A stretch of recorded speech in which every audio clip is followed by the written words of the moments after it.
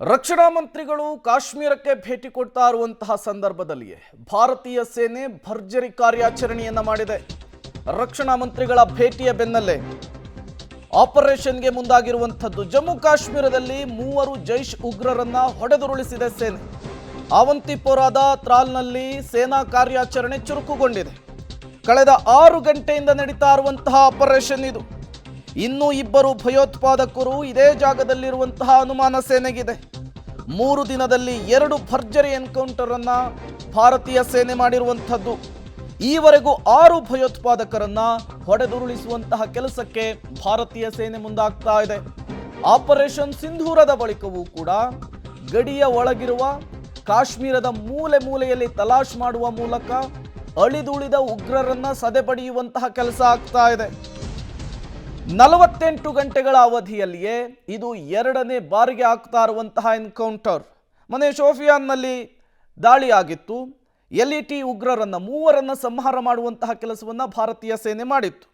ಈಗ ಅವಂತಿಪೋರಾದ ತ್ರಾಲ್ನಲ್ಲಿ ಸೇನಾ ಕಾರ್ಯಾಚರಣೆಯನ್ನ ಮಾಡಿದೆ.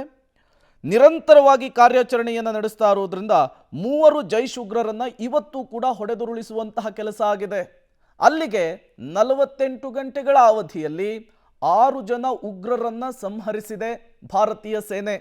ಬರೀ ಉಗ್ರರ ಸಂಹಾರ ಮಾತ್ರ ಆಗ್ತಿಲ್ಲ, ಅವರ ಬಳಿ ಇರುವಂತಹ ಮಾರಕಾಸ್ತ್ರಗಳನ್ನು ಶಸ್ತ್ರಾಸ್ತ್ರಗಳನ್ನು ವಶಕ್ಕೆ ಪಡೆಯುವಂತಹ ಕೆಲಸ ಕೂಡ ಆಗ್ತಾ ಇದೆ. ಅದರ ವಿಜುವಲ್ಸ್ ಅನ್ನು ಕೂಡ ನೀವು ಗಮನಿಸ್ತಾ ಇದ್ದೀರಿ.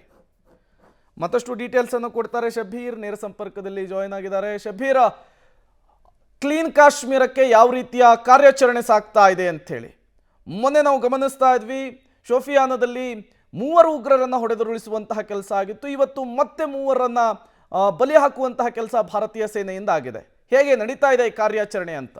ಪ್ರೇಮ್, ಕ್ಲೀನ್ ಕಾಶ್ಮೀರದ ಅಡಿಯಲ್ಲಿ ಈಗಾಗಲೇ ಭಯೋತ್ಪಾದಕ ಆಶ್ರಯ ತಾಣಗಳೇನಿದ್ದಾವೆ, ತಂಗುದಾಣಗಳೇನಿದ್ದಾವೆ, ಅವುಗಳನ್ನು ಸರ್ಚ್ ಮಾಡೋ ಮೂಲಕ ಅವುಗಳನ್ನು ಧ್ವಂಸ ಮಾಡುವಂಥದ್ದು ಒಂದು ಕಡೆ ನಡೆದಿತ್ತು. ಈಗ ಮತ್ತೆ ಅದರ ಮುಂದುವರಿದ ಭಾಗ ಆಗಿ ಎಲ್ಲೆಲ್ಲಿ ಭಯೋತ್ಪಾದಕರು ಅಡಿಕೆ ಕುಳಿತಿದ್ದಾರೆ ಅವ್ರನ್ನ ಹೊಡೆದಾಕುವಂಥ ಕೆಲಸಗಳು ಕೂಡ ಆಗ್ತಾ ಇದ್ದಾವೆ. ನಿನ್ನೆಷ್ಟೇ ನಾವು ಗಮನಿಸಿದ್ವಿ, ಶೋಪಿಯಾನದ ಕೆಲ್ಲರ್ ಅನ್ನುವಂತಹ ಒಂದು ಗ್ರಾಮದಲ್ಲಿರುವಂತಹ ದಟ್ಟ ಅರಣ್ಯ ಪ್ರದೇಶದಲ್ಲಿ ಏನು ಅಡಿಕೆ ಕುಳಿತಂತಹ 3 ಭಯೋತ್ಪಾದಕರನ್ನ ಎನ್ಕೌಂಟರ್ ಮಾಡುವ ಕೆಲಸ ಆಗಿತ್ತು. ಒಬ್ಬ ಭಯೋತ್ಪಾದಕನನ್ನ ಜೀವಂತವಾಗಿ ಹಿಡಿಯುವಂತ ಕೆಲಸ ಕೂಡ ಆಗಿತ್ತು. ಸೊ ಇವರೆಲ್ಲರೂ ಕೂಡ TRFಗೆ ಸಂಘಟನೆಗೆ ಸಂಬಂಧಪಟ್ಟವರು. ಅಂದ್ರೆ ಪೆಹಲ್ಗಾಮ್ನಲ್ಲಿ ಯಾರು ಏನು ಭಯೋತ್ಪಾದನಾ ಚಟುವಟಿಕೆಗಳನ್ನ ಮಾಡಿದ್ರು, ದಾಳಿಯನ್ನ ಮಾಡಿದ್ರು, ಆ ಒಂದು ಸಂಘಟನೆಗೆ ಸಂಬಂಧಪಟ್ಟವರು ಲಷ್ಕರ್-ಎ ತೊಯ್ಬಾ ಸಂಘಟನೆಯ ಅಂಗಸಂಸ್ಥೆ ಆಗಿರುವಂಥದ್ದು. ಇಲ್ಲಿ 3 ಜನರನ್ನ ಹೊಡೆದಾಕುವಂತ ಕೆಲಸ ಆಗಿತ್ತು. ಅದರ ಬೆನ್ನಲ್ಲೇ ಇವತ್ತು ಪುಲ್ವಾಮಾ ಜಿಲ್ಲೆಯಲ್ಲಿ ಈ ಒಂದು ಘಟನೆ ಆಗಿರುವಂಥದ್ದು. ಪುಲ್ವಾಮಾ ಜಿಲ್ಲೆಯ ಟ್ರಾಲ್ನಲ್ಲಿ ಒಂದು ಗ್ರಾಮೀಣ ಪ್ರದೇಶದಲ್ಲಿ, ಅದು ಕೂಡ ದಟ್ಟ ಅರಣ್ಯ ಪ್ರದೇಶಕ್ಕೆ ಹೊಂದಿಕೊಂಡಂತಹ ಪ್ರದೇಶಗಳಲ್ಲಿ ಈಗ ರಕ್ಷಣಾ ಕಾರ್ಯಾಚರಣೆ ನಡೀತಾ ಇರುವಂತದ್ದು. ಈ ಒಂದು ಕಾರ್ಯಾಚರಣೆಯಲ್ಲೂ ಕೂಡ ಸದ್ಯಕ್ಕೆ 3 ಉಗ್ರರನ್ನ ಎನ್ಕೌಂಟರ್ ಮಾಡಲಾಗಿದೆ ಅನ್ನುವಂತಹ ಮಾಹಿತಿಗಳು ಬರ್ತಾ ಇದಾವೆ. ಮುಖ್ಯವಾಗಿ ಇವರು ಜೈಷ್ ಎ ಮೊಹಮ್ಮದ್ ಸಂಘಟನೆಗೆ ಸೇರಿದ್ದವರು ಅನ್ನುವಂತಹ ಮಾಹಿತಿಗಳು ಕೂಡ ಇದಾವೆ. ಇದರಲ್ಲಿ ಮುಖ್ಯವಾಗಿ ಗಮನಿಸಬೇಕಾಗಿರುವಂತಹ ಸಂಗತಿ ಏನಂದ್ರೆ, ಈ 3 ಯಾರು ಎನ್ಕೌಂಟರ್ ಆಗಿದ್ದಾರೆ ಇವತ್ತು, ಅದರಲ್ಲಿ ಒಬ್ಬ ಆಸಿಫ್ ಅನ್ನುವಂಥವನು ಕೂಡ ಇದ್ದಾನೆ. ಈ ಆಸಿಫ್ ಪೆಹಲ್ಗಾಮ್ ಭಯೋತ್ಪಾದಕ ದಾಳಿ ಏನಾಯ್ತು, ಆ 4 ಸದಸ್ಯರಲ್ಲಿ ಒಬ್ಬ ಅನ್ನುವಂತ ಮಾಹಿತಿಗಳು ಕೂಡ ಈಗ ಸಿಗ್ತಾ ಇರುವಂತದ್ದು. ಅದ್ರ ಬಗ್ಗೆ ಇನ್ನೂ ಕೂಡ ಹೆಚ್ಚಿನ ಮಾಹಿತಿಗಳು ಬರಬೇಕಾಗಿದೆ. ಸೊ ಹೀಗಾಗಿ ಈ ಕ್ರೂಷಿಯಲ್ ಇವತ್ತಿನ ನಡೆದಿರುವಂತಹ ಎನ್ಕೌಂಟರ್ ಅಂತ ಕರಿಬಹುದು. ಯಾಕೆಂದ್ರೆ ಪೆಹಲ್ಗಾಮ್ನ ಭಯೋತ್ಪಾದಕ ದಾಳಿಗೆ ರಿವೆಂಜ್ ಅನ್ನ ಏನ್ ತೆಗೆದುಕೊಳ್ಬೇಕಾಗಿದೆ, ಆ ರಿವೆಂಜ್ಗೆ ಪೂರಕವಾಗಿ ಈಗ ಆಸಿಫ್ ಅನ್ನ ನಾವು ಹೊಡೆದಾಕಿರುವಂತದ್ದು ಬಹಳ ಮಹತ್ವದ್ದಾಗಿರುತ್ತೆ. ಇನ್ನು 3 ಜನ ಎಲ್ಲಿದ್ದಾರೆ ಅನ್ನುವಂತ ಪ್ರಶ್ನೆಗೂ ಕೂಡ ಈಗ ಉತ್ತರವನ್ನ ಕಂಡುಕೊಳ್ಳುವಂತ ಕೆಲಸ ಆಗ್ತಾ ಇದೆ.